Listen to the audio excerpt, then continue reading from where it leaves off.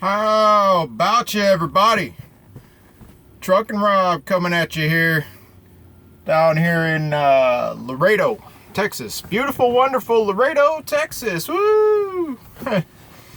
Down here getting unloaded. Figure I'd make a video for you guys. I want to talk to you a little bit about. We talked about choosing a company, my opinions on choosing a company, and the best way to go about that. Just a few things that I mentioned to go choose the right company and how important it is for your first year. Let's talk a little bit about the differences between a company driver, a lease driver, and an owner-op. We'll start with the company driver, and I highly recommend that most of you guys starting out, depending on your business knowledge. If you've owned a business before, you're familiar with how business works, you're good with money, or your wife is good with money, or an accountant, or whatever. If you're good with money and you kind of understand, have a good head on your shoulders of how business works, you might be able to just jump right into a lease, or depending on your financial situation, go right into owner-op. However, you might know business, you might be good with money, but you don't know trucking. And that's a problem that a lot of people have, is they've got money, they've got good credit, they understand business, but they don't know a damn thing about trucking. They don't know one damn thing about trucking. So they go out and buy a brand new truck or finance the truck and just bury themselves in debt, and they don't understand this business. They don't understand trucking. So I personally usually recommend, when you're just starting out, I said, go watch my my choosing a company video. That'll be step one. And then number two is, I usually highly recommend for guys just starting out to be a company driver for a little while. At least six months to a year. Your first year, run as a company man. Now, what that entails as a company driver, you're a company driver. You work for the company. You are employed by that company. Generally, you're paid by the mile. A few companies do percentage. They'll pay you the percentage of what the load pays. Say if the load pays $1,000, we'll use nice even numbers here, $1,000, and on the percentage side, whatever company, they pay you 75% of what the load pays, you're getting $750. Pretty simple.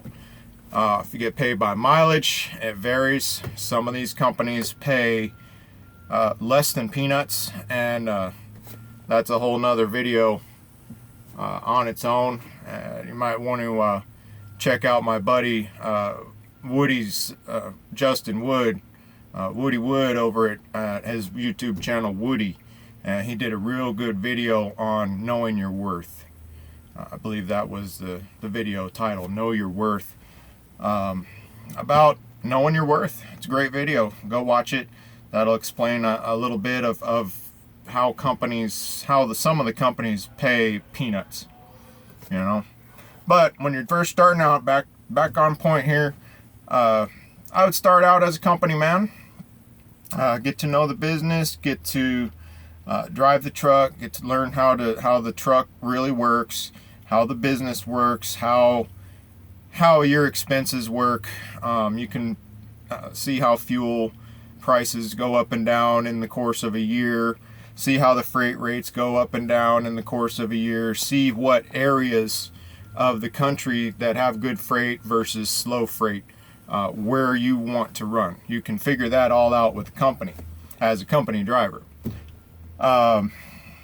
There's really, I know a lot of people, I know a few people they're just hardcore company guys. They've been company man for 35 plus years, and they're happy as a clam, and they don't have any other plans. They're happy, they're comfortable, they make decent money. They've been with the company for a long time, 10, 20 years. They've been with the same company, and they're perfectly happy.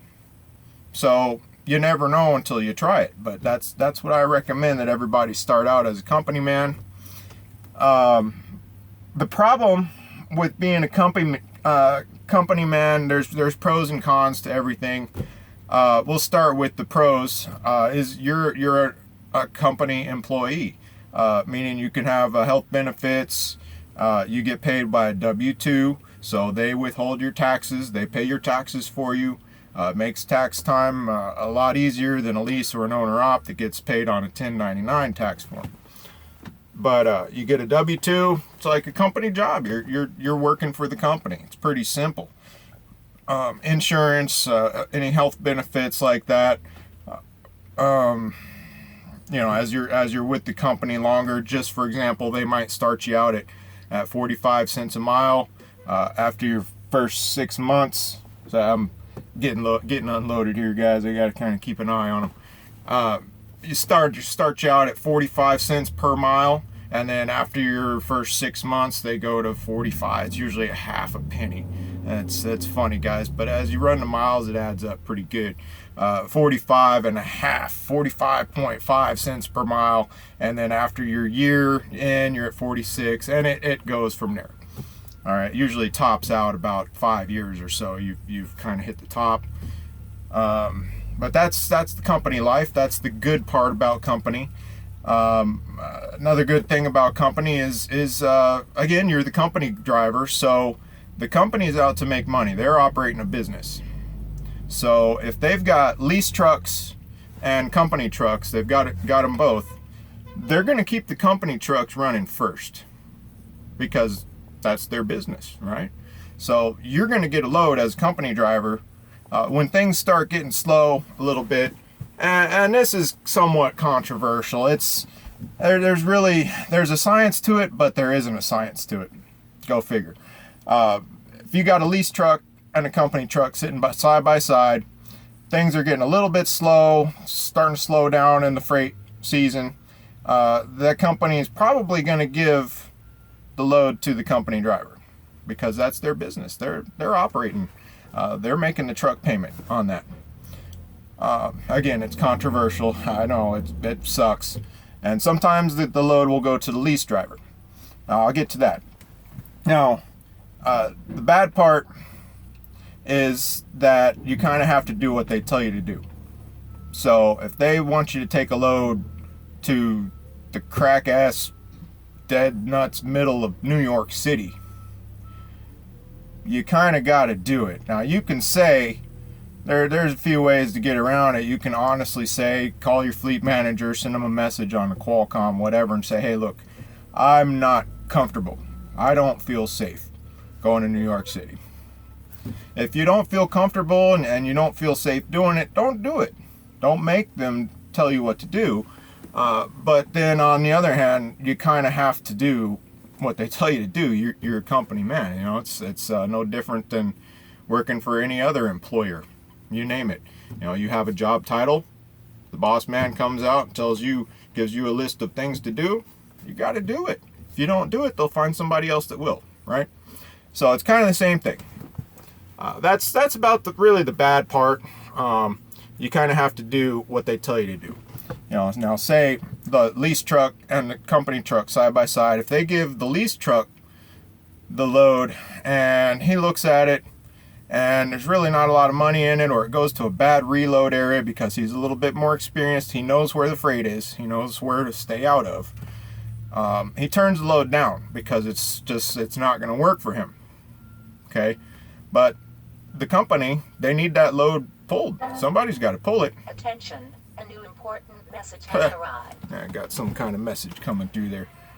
Now we're out here working, guys. But so anyway, if the lease driver turns the load down, the company's still got to haul that freight. They're in a contract. They signed a freight agreement to deliver that load. So guess who's going to get the load? The company man. That's just the way it works. So it's just the chain of command. The lease driver turns it down. He don't want it. They're going to send the company guy to go get it and deliver it to fulfill their contract with the customer. So that's pretty much it on the company side. It's pretty simple. Just do your job, do what you're told, and be safe. Don't mess anything up. Don't break the truck. Don't run over anything, and you'll be all right. We might have to split this video up here into 2 or 3 parts here, because they're unloading me pretty quick. I'll try to get into the lease side here. The next step up, and this is controversial. Some guys are 100% against leasing anything. It's a waste of money. It's stupid. You'd be a fool to do it. It's controversial. It's very controversial. I personally, I won't lie. I haven't told a lie yet. I have no reason to lie about it. I'm a lease driver. I lease through Prime, and I'm comfortable. I'm doing okay. I'm doing all right. It's got its ups and downs, as does anything, but I am comfortable. I'm okay. I'm doing all right. Some people are completely against it. I get knocked down all the time. Oh, you're a fool. That's the stupidest thing you could ever do. Why don't you just go buy a truck? Well, that's a whole nother story of why I don't go buy a truck from the dealership or from a truck used truck lot somewhere. You know, there's a reason for that. The lease, you got lease and lease purchase. Most of us consider it the next level. You're pretty much operating as an owner-op. I don't want to say it completely like that, but you do have a lot more responsibilities. You're making a truck payment, a lease payment, a rental payment. The way that I look at it, that keeps me up in my spirit, is that I'm just renting the truck. That's the way a lease works. You're just renting it. The company has given me the opportunity. I don't have $40,000 or $30,000 to go put down on a brand new truck. I don't. My credit's good. I'm debt free. I got good credit, but I don't have the 40 or 50 grand down to go just buy a truck. I don't have it. So the lease guys, they can bring you in. Lease companies bring you in, get you set up, get your business model molded, you know, to where you're making the truck payment, the lease payment. You're paying your insurance, you're paying tires, you're paying maintenance, you're paying. The list is long of things that you pay. Very, very similar to an owner-op. It's the same list, guys. I pay for everything. When a truck needs an oil change, I'm paying for it. If it needs tires, I'm paying for it. That's just the way it works. I'm making the truck payment. That's the way it works. But it's the same job. I'm doing the same job as owner-ops. I'm doing the same job as company drivers. We're out here hauling freight. All of us are out here hauling freight. We're doing the same job. It's just I have a little bit more freedom. Unlike the company man, I can turn down loads if I want to. If I don't want to go there, if I don't want to do it, I don't have to. And that's the way most lease companies are. You're a little bit more free, a little bit. But that's where I said before, you've got to be business minded. You got to be smarter with your money to know, and you got to have enough experience in the industry to know that if you turn down that load, there might be consequences. Maybe you should have taken the load because it gets you out of a bad area. It moves you to better freight. Who knows? There's lots of things that can happen. So you have a little bit more freedom on the lease side. Back to company, let's talk about home time versus company versus lease. Home time, generally, on average, most companies give you 1 day off for every week that you're out. So if you're out for 2 weeks, you get 2 days off. Some of these bigger companies, they say you're every 2 weeks, you get 1 day. Go back to watch Woody's video, like I told you about, knowing your worth, knowing what you're worth, on how these companies are taking advantage of their drivers. But on average, most companies 1 week, 1 day. So you work 2 weeks, you get 2 days off. Take a weekend off, or whatever. You work 3 weeks, you get 3 days. 4 weeks, you get 4 days, and so on. So that's the home time. Usually, how the home time works on company. On the lease side, again, you've got more freedom. If you want to go home, you don't want to do a load, go home. But just remember that you're still making that truck payment. You're still got all those payments that you got to make. So how much home time can you afford to take? That's basically it. You've kind of got to save up to go home. Unfortunately, that's the way it works, and that's the easiest way to explain it. You've got to save up to go home so you can cover your expenses for the week. Cover this damn fly. Get the hell out of here. Little bastards are annoying, aren't they? Get going down the road and got a fly buzzing in your face. But that's basically the lease. You're doing the same job. We're all doing the same job, hauling freight. But you got a little bit more freedom, and it helps you understand the business. It really takes your business game to the next level. It really does, because you got to be smart. You got to be really smart out here to be successful operating a lease truck. It's just the way it is, or a rental truck. I'm just renting the truck. This company has given me the opportunity to rent the equipment that I need to do my job. I make a little bit more money. Actually, I make pretty good money. Damn, get out of here. I'm gonna get that thing once I cut this video off. I'm gonna go hunting for him. I'm gonna get you. I'm getting you. Watch out, get out of here. The company has given me the opportunity to rent the equipment to do the job. That's it. Until I can save up, again, make a little bit more money than the company driver, and get that business knowledge of the business. Save up, and then put a down payment on a truck and move into the next level of an owner-op. Now, getting into owner-op, I'll tell you, my buddy Stephen Neal, his channel name is Stephen Neal Trucker on YouTube. Go check him out. I'll try to leave a link down in the comment section below. I'll link to his channel. He's an owner-op, independent owner-op. Well, he's leased on to a company, but he owns the truck. He's not 100% independent, but he's full-blown owner-op. And he talks about some really good things on there about the responsibilities, the good, the bad of being a real owner-op, of owning your truck. And really good guy. So go check him out, Stephen Neal. Talking the truth, brother. You really preach it on there about all this owner-op stuff, and I've learned a lot from watching your videos, to be honest with you. So, but owner-op, that's the next level. You did what I just talked about. You save your money, and then put a down payment on a truck. Go to Big Bob's used truck lot down on the corner, or go to Freightliner, Peterbilt, whatever, get you a used truck, or maybe a brand new one. Who knows? Depends on what your knowledge level is and what your bank account looks like.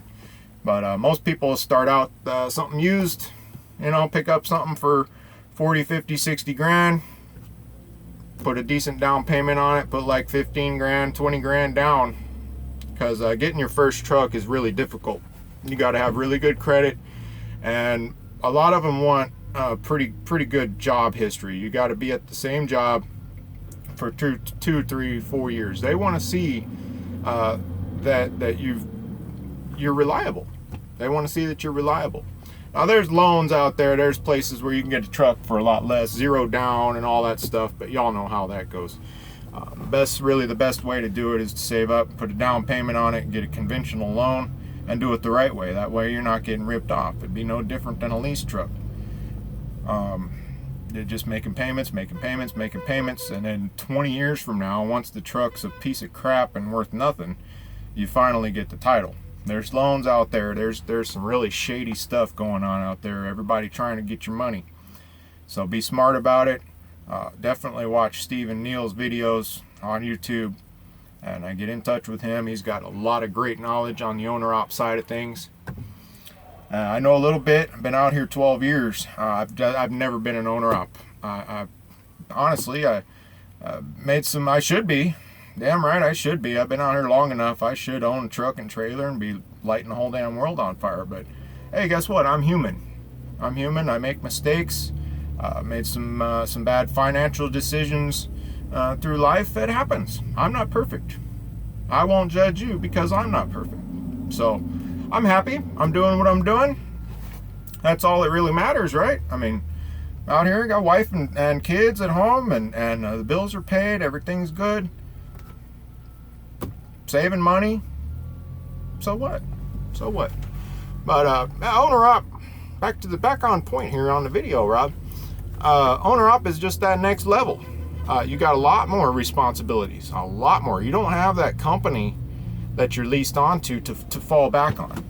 There's nobody there to catch you. You're on your own. You're on your own. You've got to find your loads. You've got to pay the insurance. You've got to pay the truck payment. You know, not the company that you're leasing to. Or, you know, that's you. It's all you. You've got to. To me, that's one of the bad things about owner ops. There are some bad things about being an owner op, is that you have to micromanage everything.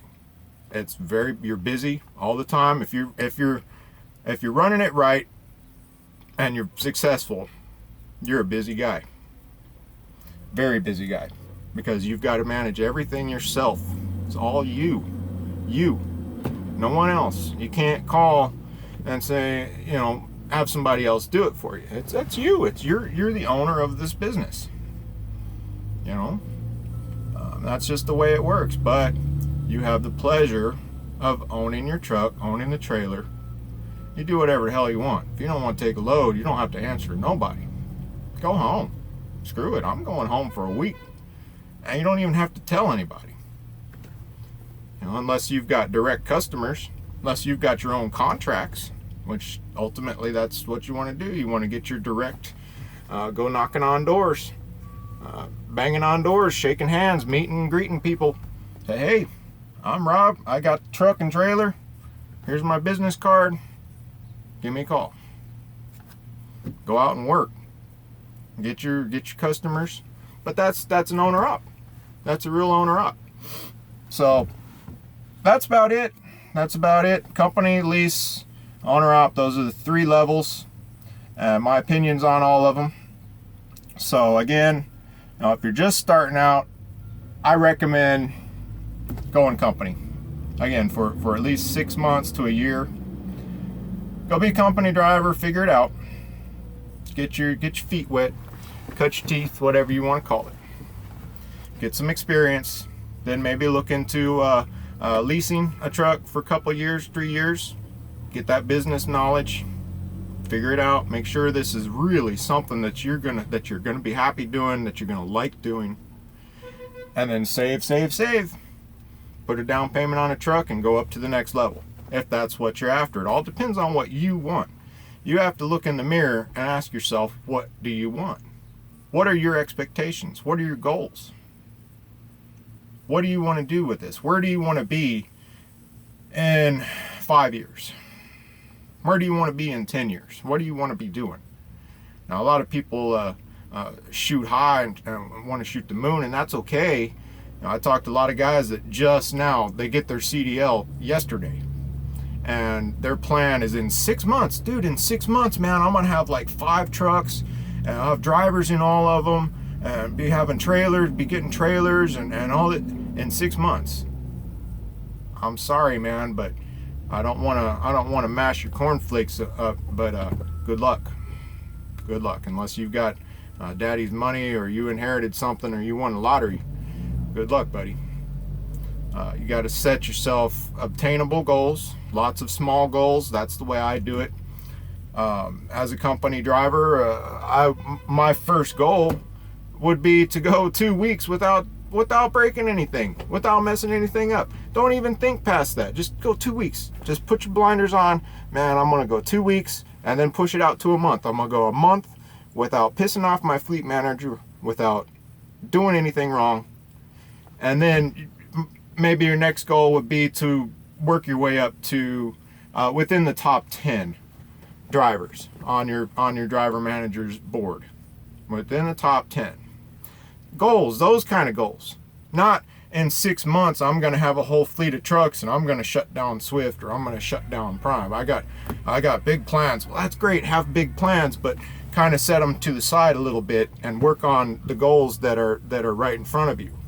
You know, because you'll be disappointed because when 6 months time comes along and you don't have a fleet of trucks and trailers and direct freight and customers and all that stuff, it's going to be discouraging. You set your goal way too high. You set it way too high. That's it. That funny. It's way too high. But you know, you set your goals. Set your goals that you can get them. You know you can get them, and work for it. Work for it. I'd say, you know, within 5 years, it's not unachievable. Within 5 years, you want to own your own truck. That's awesome. One truck. You want to own one truck in 5 years. That is an achievable goal. You can do that. Some people have done it in less time. It just depends on how you are. So it can be done. Hell, I know guys have own a truck within their first 2 years and they've hit the ground running. Boom. But they started out at the bottom as a company driver. They ran it for 6 months. They're like, man, this is, you know, I need to do better. I need to do better. I got this, man. I got this figured out. They go to just start saving, and boom, bought a truck, owner op, and within 2 years, running the show. It can happen. It just depends on you. Depends on that dude in the mirror. All right? So don't let anybody tell you that you can't do it. Don't ever let anybody talk you out of being a lease driver or being a company driver. You do what you're comfortable with, because if you go, like I said, I get it a lot. I get it a lot of people knocking me down just because I'm leasing a truck. Again, it doesn't matter. Doesn't matter. I'm at that level. That's the level that I'm at. Do I have a higher goal? Damn right I do. I'm working on it. I'm working on it. Don't knock me down for it. I'm happy. I'm doing my thing. You do your thing. I'll do my thing. Mind your own damn business. So don't ever let anybody try to knock you down on what you want to do. Don't do it. Do what you want to do. Set your goals. Stick with it. Make a plan. Talk to people. Lots of good guys out here making videos. There's lots of information out here for you. I got lots of answers. Like I said, I've been out here 12 years. I got some answers for you. I know a lot of people. So if I don't know the answer, I guarantee you I can point you to somebody that does have the answer. I guarantee it. So go check out Woody Wood. His channel name is Woody. Go check out Stephen Neal. I'm gonna get this fly. Stephen Neal Trucker on YouTube. Got some real good videos on there. And of course, subscribe to my channel, because I'm putting information out here, guys, and I ain't stopping. I enjoy doing this. You guys are awesome, providing feedback, leaving comments, all that stuff. So if you haven't subscribed to the channel, hit that subscribe button. Stay tuned. Got plenty more coming. And y'all know what I always say. Be the professional. Set the example. All right. I'll talk to you later, guys.